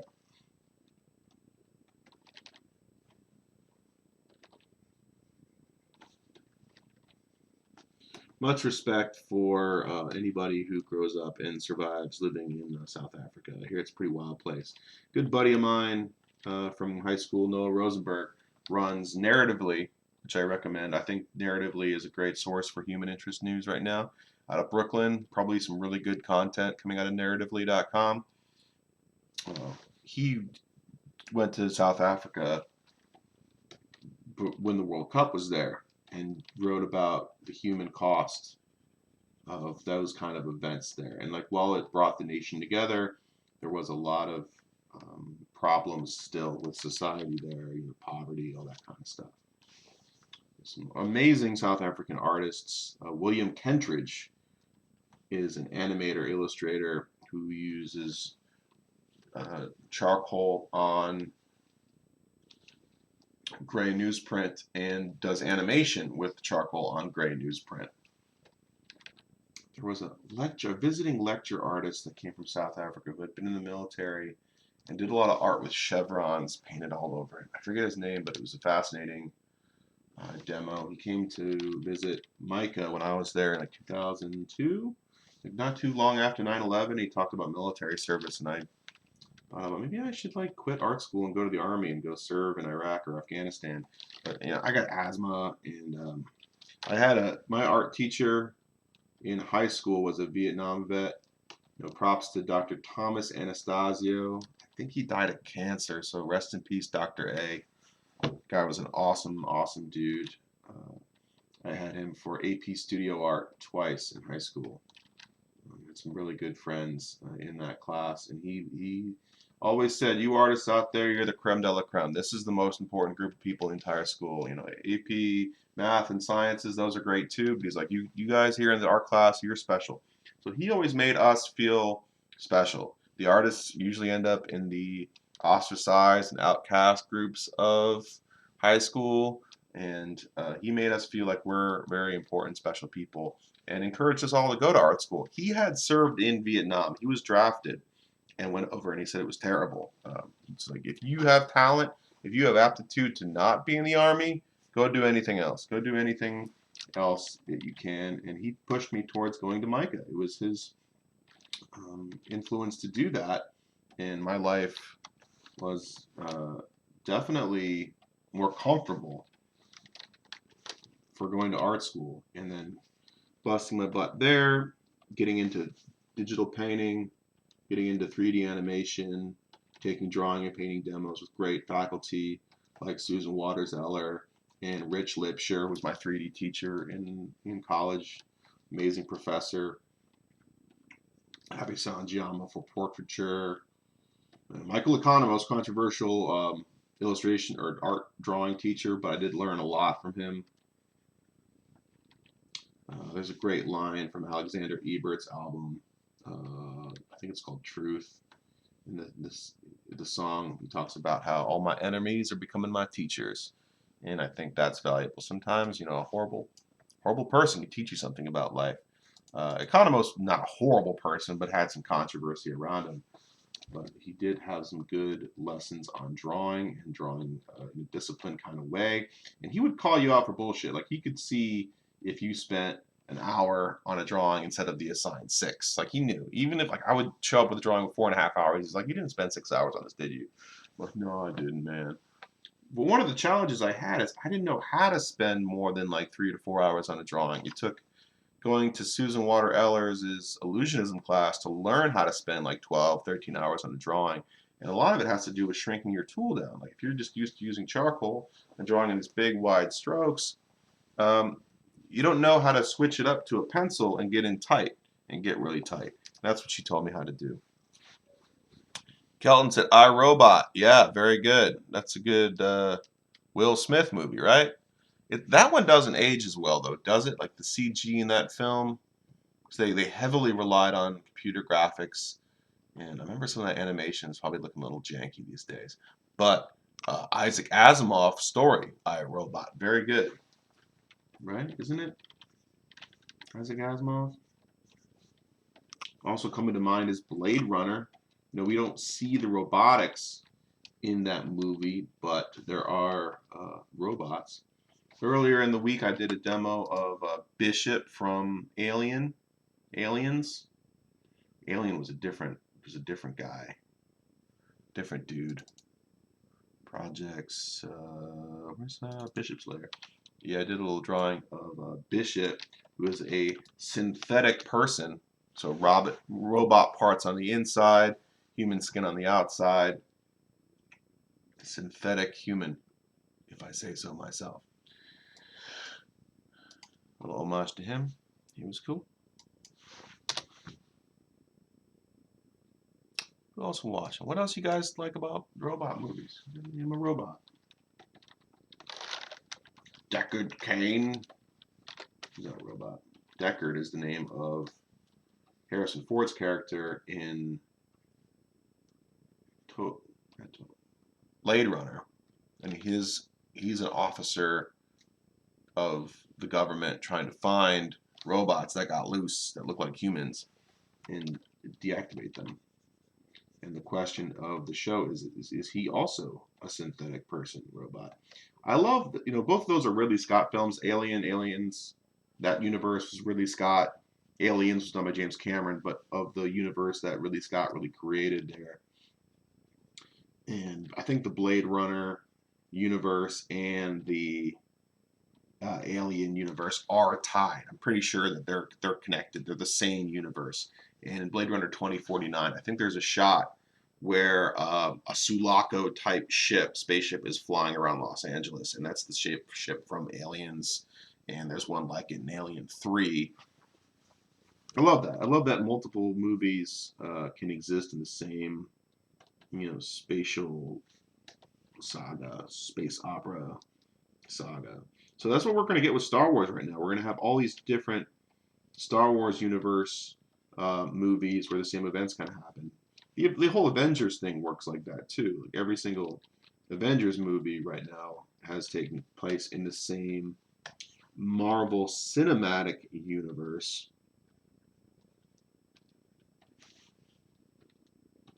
But someday we might see like a spin-off of a Game of Thrones show where we're seeing events take place on a different part of the world. And I think when you do stories like that, it gives the power of dramatic irony to the viewer. The viewer knows what's happened in other parts of this universe that the characters you're watching don't know about. And that is called dramatic irony. But it makes the viewer feel empowered. Like, ooh, I know something that the characters don't know. Ooh, I'm so fancy. I got the gossip. I got the gist. I know who Luke Skywalker is. I know the Force exists in Star Wars, even if this Han Solo character doesn't believe in it. Even if this Woody Harrelson character doesn't believe in it. Actually, I imagine Woody Harrelson in Solo had a healthy respect of the Force. He seems like a character who's been around, done some things, seen a few things. Oh my goodness, I really want to wrap this up. We're going on an hour and 45 minutes. And I gotta eat. Gotta make some. I think today is pasta day. Gonna heat up some spaghetti. Maybe some ground beef. Do like a red sauce and a meat sauce. Would be fun. Just I don't got many veggies or anything, but just some hamburger, fried up, pepper, salt, and then I wish I had an onion. Maybe I'll go to the store. Maybe I'll do a little walk to the store and get an onion and some garlic. That'd be good. And some green pepper. And then cook all that up. Add the red sauce to it. Let it simmer for a few hours. And do that. Johnny, who commented first on this stream, big fan of garlic. He used to live with me. It's some serious pasta sauce. Serious garlic pasta sauce. That was intense.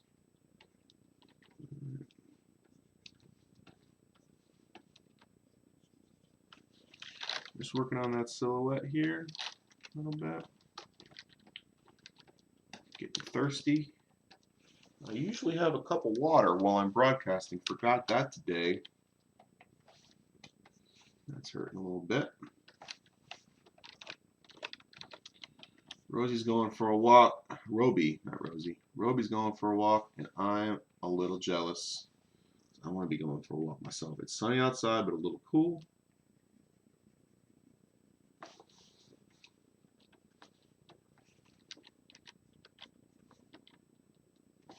So the knee is the closest thing to us in this figure, so we're going to crank up the brightness there, crank up the contrast, like that. What is it a good time for? I'm flipping the canvas. Image, rotate horizontal. Does that feel different? I don't think she's right in the middle of her scene, so we might move her a little bit over just for fun. Might give a little bit more space to these notes. That's cool. Is she balanced? Just going to rotate the whole thing just a little bit. You know, you could do some, it is very linear right now. We could do some things to maybe make it more interesting. I'm going to create a new layer just by selecting the original layer, copying it down to the new layer button down the lower right. And maybe I would just, you know, change a couple things up, you know, just to make it a little bit less straight linear. Like maybe I can angle this leg out a little bit more. So I'm going to put the foot down there, and then angle this whole apparatus to be angled out just a little bit more. So maybe put some sass. You know, we can do something interesting where we actually like cross the legs, like give it a lot of sass. So let's like take that. Let's move that over the back leg and copy this whole thing. Let's cut the whole leg there, and then we're going to put it on one layer underneath Roby, and then the front leg we'll do the same thing with. Let's do this kind of business. Let's take the whole front leg, cut that, paste it in front. Yeah, I think this is already going to be better. I'm going to make that front leg a little bigger, scale it up. And then I like the bottom part of the leg just straight up and down. And I'm going to select the top part of that leg with the knee, and I'm going to bend that. I'm going to rotate it so it's out like this. Just a little bit, maybe like that. Cool. And then the whole thing can be moved over like that. It's fun. This right arm feels too big to me, so I'm going to grab the whole right arm apparatus and shrink that down just a little bit, then bring it out. It's going to rotate something like that. That's fun. Alright, that front leg, that's the back leg. Back leg. Let's darken it just a little bit so it backs up. Cool. And we're gonna move it around and see what it looks like. Like, is it fun that way? It's too dancery. Just kind of put it, stack it up. That's cool there, and then front leg, move out like there. That's pretty fun. I think that's cool. Yeah, kind of glinting or blurring my vision a little bit. And then we'll do kind of a silhouette fill.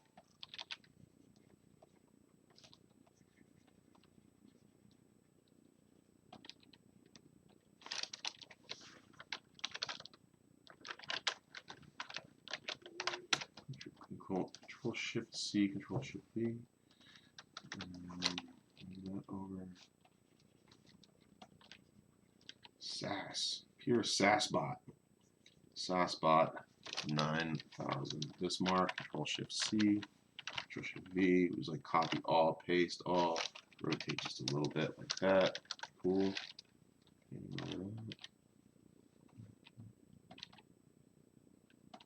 Belt area. Yeah, this is fun. This is cool. So we arrived at somewhere very different than we started, because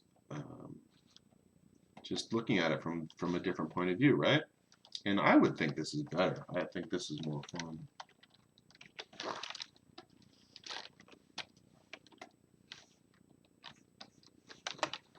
Something like that, pretty cool. Let's do a little bit of a rim light, blue light, and just a little soft brush just to the topmost layer, just kind of hitting the back side of this drawing, the edge that's facing away from the sunlight, just to help separate this element from the background. It's kind of a fun thing to do. Maybe a little bit of balanced light coming up off the ground here. Just picking some of that ground color, bringing it up.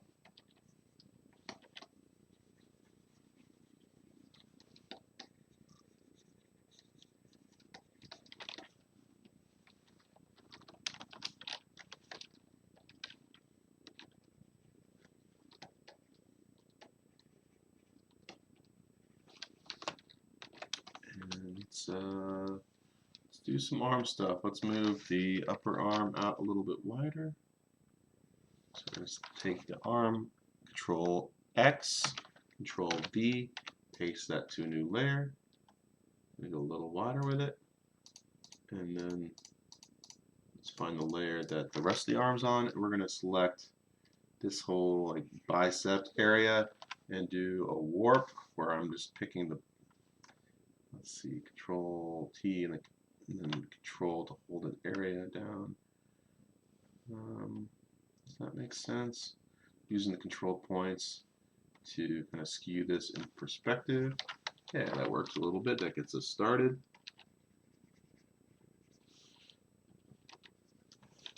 Bit of my harder edged brush. Thinking about the contour of the cylinders, and you know, maybe with the vein slash piping that goes on the inside of that. So we have a pipe that goes in the top, the darker pipe that goes in the bottom. It's pretty cool.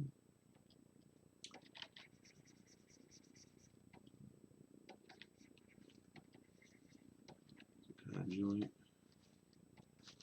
That's going to be on the arm. Good.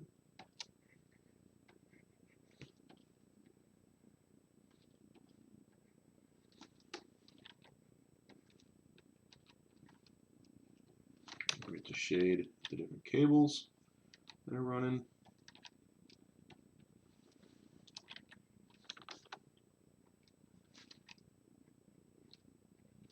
So now I'm getting confused with layer what's on, so I'm going to go merge all of these. Click the top, hold shift, click to the bottom, Control E, merges all of Arobi back together. Got a bunch of noise on the outside here. I don't know how that happened. Probably when I copied and pasted and rotated stuff. Gotta use my eraser to erase that. Get some robot pipes.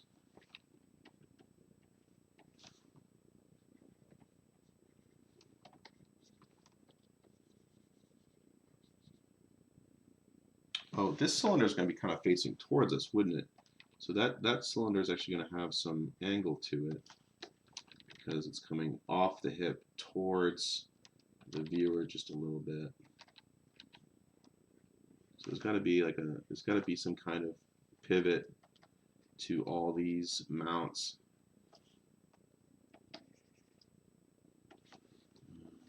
A little brighter on that side.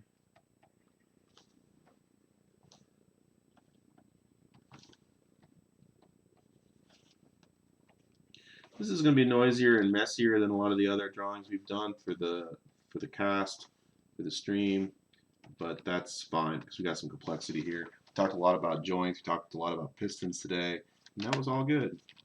Just a little bit of bounce light underneath there. It's pretty cool.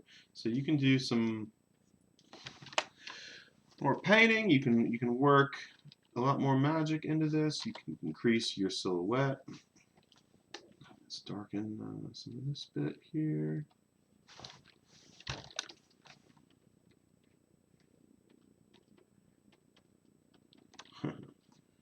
Maybe just a little antenna, you know, little signaling bit. And it is broadcasting love. What that's doing. It's fun. Love broadcast.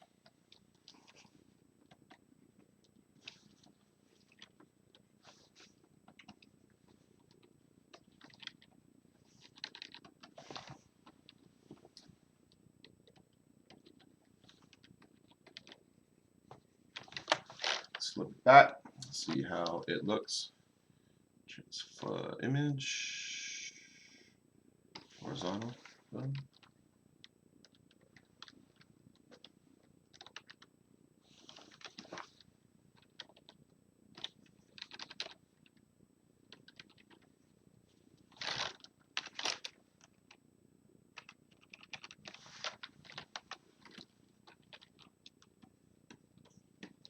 Clouds in the background.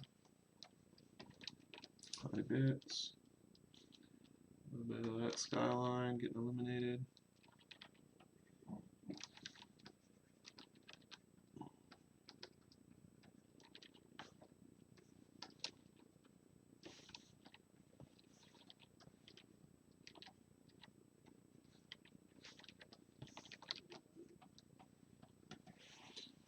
Four minutes to wrap this puppy up.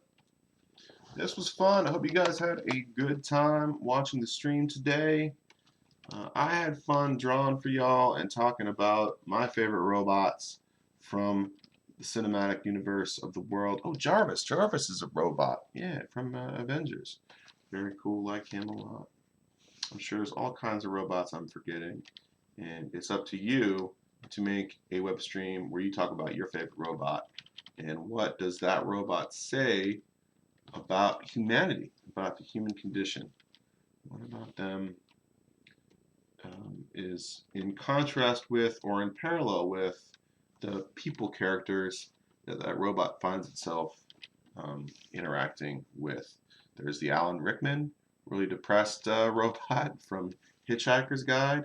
He's very interesting. He's got some weird programming, but it makes him pretty cool. So you see, like we've incorporated the colors of Roby in the foreground with the environment in the background, so it's a little bit more of a cohesive image, and that's why I made the color choices I did. Purple and yellow gold are complementary colors, and that green is going to be a tertiary color within those two. So that's why I made those choices and why it kind of works. And then purple and pink are close. So doing the lighter pink against the darker purple works pretty well. And we're thinking about like if you have two colors that are the same like intensity that are contrasting, it's a little hard on the eyes. Like say like a red and a green of the same consistency, like that's intense. They actually should be vibrating off of your eye right now. That's too much. If you have to go with that, make one darker. So darker green, saturated red, that's a little easier on the eyes and it feels a little bit more like Christmas. But with red, like something that would probably go with red a little bit better would be like, I don't know, like this blue, like a desaturated blue. That feels, that's a little better. So what we got right here is our purple gold color scheme, which works pretty darn well. Purple, yellow, gold, that works pretty well. And if you put in a little bit of olive green on that, it kind of goes pretty well as well. That's a fun springtime color mix, ladies and gentlemen. Flowers, life, excitement. Things are good here in central Pennsylvania. And that is all I got for the cast. Let's see what you all wrote. Kellen Ex Machina was solid. Haven't seen that. Eliezer Medina's here. Love is in the house. Love you too, El, and your family. Hope they're all doing well. Hope the kids are learning at home. I'm sure you're doing some great demos with them. What else is there to say? Be safe out there. Take care of yourself. Think about other people. Assume that you have the COVID and don't give it to anybody else. But we're all going to get it eventually. It's just how do we deal with it and take care of the medical people in your life. Be ready to send them some checks when this is all over. Take your friends out when this is safe. And like any nurse, doctor, EMT, firefighter, police officer that they're dinner's on you if you get a job and you have your job after all this. We all need to take care of our people in uniform, wherever they are. America, America. Thanks so much for tuning in. Check you out next time.